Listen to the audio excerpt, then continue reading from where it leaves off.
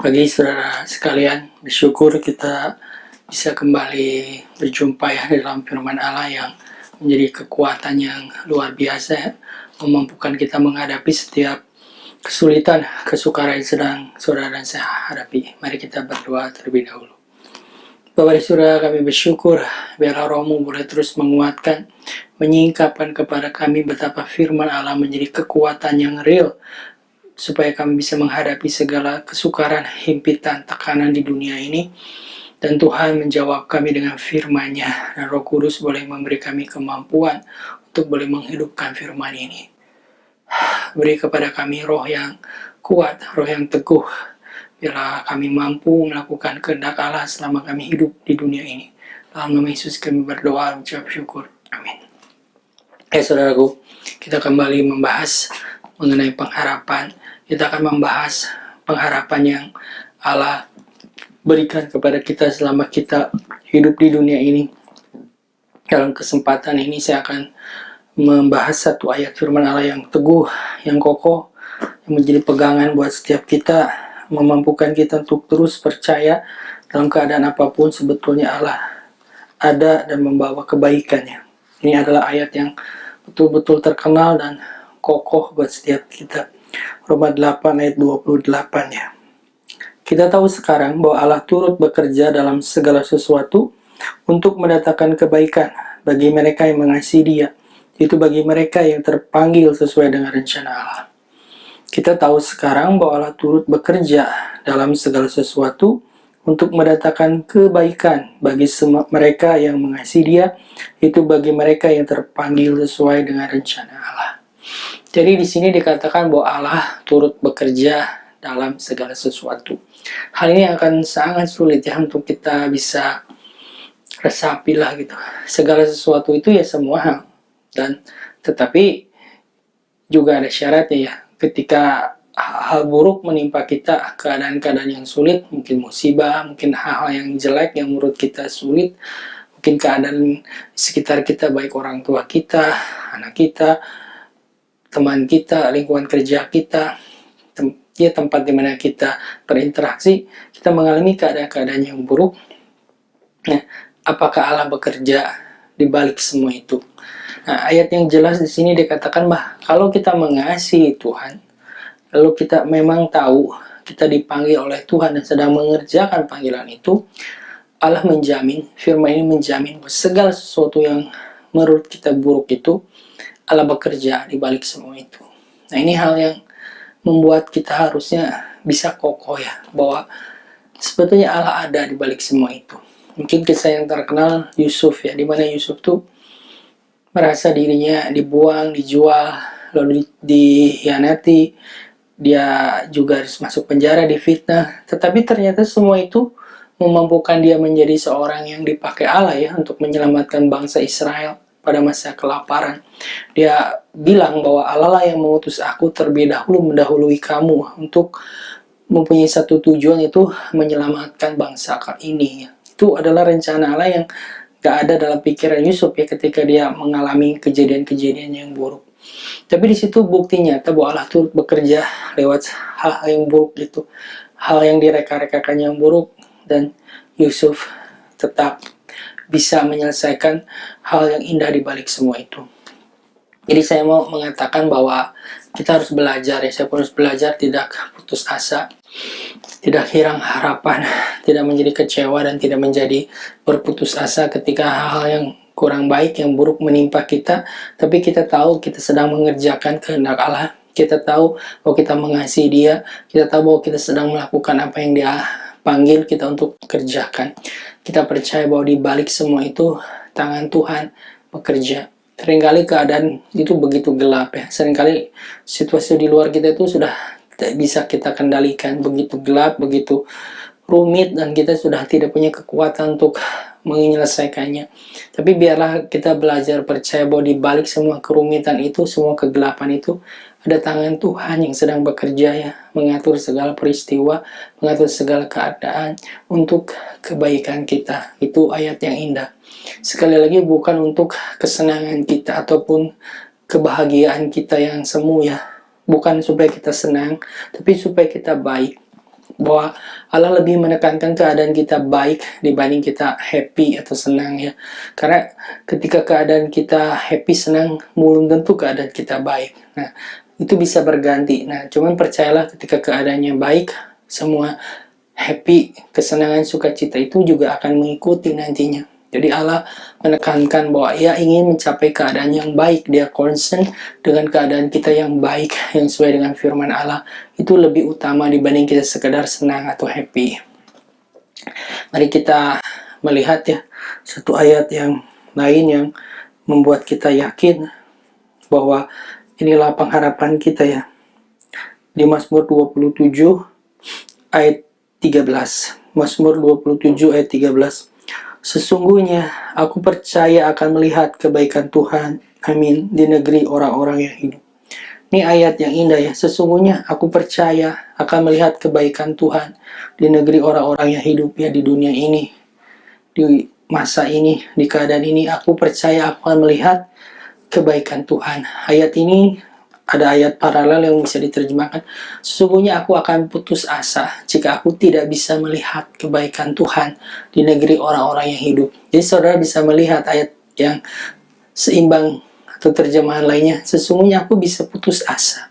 Aku telah putus asa kalau aku tidak bisa melihat kebaikan Tuhan di negeri orang-orang yang hidup. Nah saudaraku, kemampuan kita untuk bisa melihat kebaikan Tuhan, kemampuan kita untuk bisa percaya bahwa Tuhan itu baik, itulah yang akan membuat kita bisa bersukacita dan bertahan di sini, tidak menjadi putus asa, bisa menjadi penuh pengharapan ketika kita percaya akan melihat kebaikan Tuhan di tengah-tengah orang hidup atau di hidup kita, di masa kita hidup. Kita berani berkata, Tuhan, aku percaya aku akan melihat kebaikan-Mu dalam hidupku. Aku akan melihat kebaikan-Mu selama aku hidup. Aku akan melihat kebaikan-Mu sepanjang segala peristiwa yang aku lalui. Nah, inilah ayat yang indah, saudaraku. Saudara harus mencapai keadaan percaya, saudara akan melihat kebaikan Tuhan di balik semua yang terjadi. Jika saudara tidak bisa melihat kebaikan Tuhan, saudara akan putus asa. Nah, ini menguatkan setiap kita. Saya pun harus terus belajar percaya, Tuhan, aku akan melihat kebaikan-Mu dalam hidupku. Aku akan melihat semua kebaikan-Mu sepanjang aku hidup. Dan aku percaya Engkau bisa diandalkan. Dan aku akan percaya, dan sungguhnya aku telah percaya bahwa aku akan melihat kebaikan-Mu di tengah-tengah orang hidup. Aku percaya hal ini. Dan biarlah saudaraku belajar untuk percaya, melihat kebaikan Tuhan di setengah keadaan yang sulit ini. Keadaan pandemi seperti ini memampukan setiap orang untuk mengetatkan otot-otot rohani, membangkitkan imannya. Bisakah dia percaya ada kebaikan Tuhan di setengah tiap keadaan yang sulit pandemi seperti ini? Apakah dia percaya bahwa Allah akan memberikan yang baik dengan semua yang menurut kita musibah dan buruk ini? Nah, inilah sesuatu tantangan buat saudara dan saya untuk berani berkata, Tuhan, aku melihat kebaikan-Mu di tengah-tengah pandemi ini. Aku melihat kebaikan-Mu di tengah keadaan yang sulit ini, karena aku mengasihi Engkau dan aku mengikuti panggilan-Mu. Biar saudara dan saya masuk sampai keadaan seperti itu.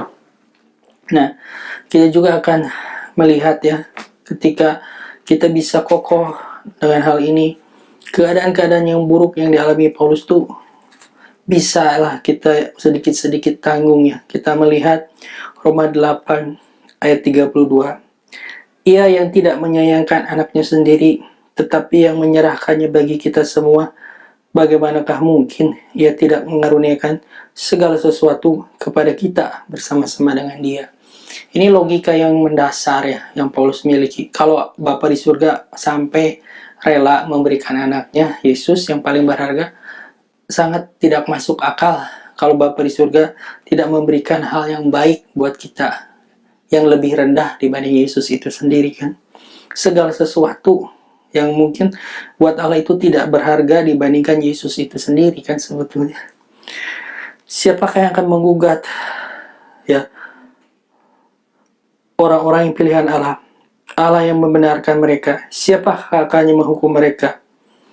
Nah, Yesus yang telah mati, bahkan lebih lagi yang telah bangkit, yang juga duduk di sebelah kanan Allah, yang malah menjadi pembela bagi kita. Siapakah yang akan memisahkan kita dari kasih Kristus? Ini adalah list-list yang luar biasa berat, saudaraku. Penindasan, atau kesesakan, atau penganiayaan, atau kelaparan, atau ketelanjangan, atau bahaya, atau pedang. Seperti ada tertulis, oleh karena engkau, kami ada dalam bahaya maut sepanjang hari. Kami telah dianggap seperti domba-domba sembelihan. Tetapi dalam semuanya itu, kita lebih daripada orang-orang yang menang oleh Dia yang mengasihi kita.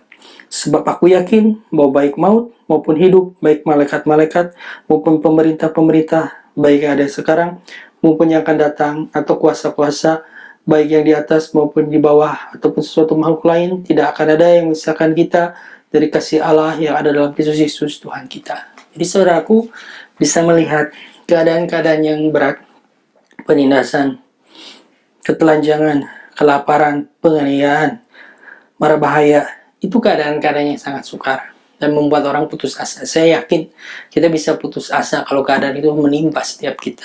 Kita manusia biasa, kita lemah, kita rapuh. Kalau keadaannya sedemikian berat, ya kita bisa putus asa. Tetapi Paulus memberi kita keteladanannya. Dia yakin bahwa Allah pasti melakukan yang baik di tengah-tengah setiap hal yang buruk itu. Kalau Yesus saja yang paling berharga bisa Dia beri untuk kita, tidak mungkin Allah tidak memberi yang baik buat kita. Di balik setiap kesukaran itu, Paulus melihat ada tangan Tuhan yang akan membawa kebaikan buat dia, membentuk dia, membuat dia menjadi bejana yang mulia, dan akan memberikan kepada dia mahkota yang mulia karena setiap jerih lelah dia untuk membayar harga dalam mengikut Tuhan. Jadi saudaraku, selama kita hidup di dunia ini adalah indah ya, bahwa saudara dan saya berani berkata bahwa aku akan melihat kebaikan Tuhan di tengah-tengah orang yang hidup. Aku akan melihat kebaikan Tuhan sepanjang aku hidup. Dan bila kata-kata ini menjadi kata-kata yang memotivasi kita semua, bahwa kita ingin melihat terus betapa Tuhan baik buat setiap kita, dan percaya bahwa Allah bekerja di balik semua yang buruk itu untuk kebaikan kita, kalau kita mengasihi Dia dan kalau kita mengikuti panggilan Dia. Nah, kalau kita tidak mau melakukan dua itu, ya tidak bisa ya. Hal-hal yang buruk yang mungkin kita harus alami, yaitu kesalahan kita ya, kebodohan kita. Tapi kalau kita mau mengasihi Tuhan, mengikuti panggilannya, dan kita mengalami keadaan-keadaan yang buruk ini, percayalah akan ada kebaikan Tuhan buat saudara dan saya di tengah-tengah semua, di balik semua itu. Dan biarlah kita tidak putus asa, kita berani melihat tangan Tuhan di balik semua itu dan kebaikan Tuhan buat kita semua. Mari kita berdoa. Bapa, biarlah kami belajar percaya selama kami hidup, kami tidak putus asa. Ketika kami mengalami keadaan-keadaan yang buruk, penganiayaan, kesesakan, mara bahaya, dan semua yang buruk, ketika kami mengikut Allah, ketika kami mengasihi Tuhan, kami harus menjalani semua itu. Mampukan kami melihat tangan Tuhan di balik semua itu, dan mampukan kami melihat kebaikan Tuhan di tengah-tengah hidup kami, di tengah-tengah semua yang ada di dunia ini, di tengah-tengah apa yang harus kami hadapi. Biarlah iman kami dibangkitkan, biarlah kami percaya bahwa Allah turut bekerja di balik segala sesuatu itu, membawa kebaikan buat kami. Mungkin kami tidak suka, mungkin kami tidak nyaman dengan semua itu, tapi biarlah kami percaya itu akan membawa kebaikan buat setiap kami.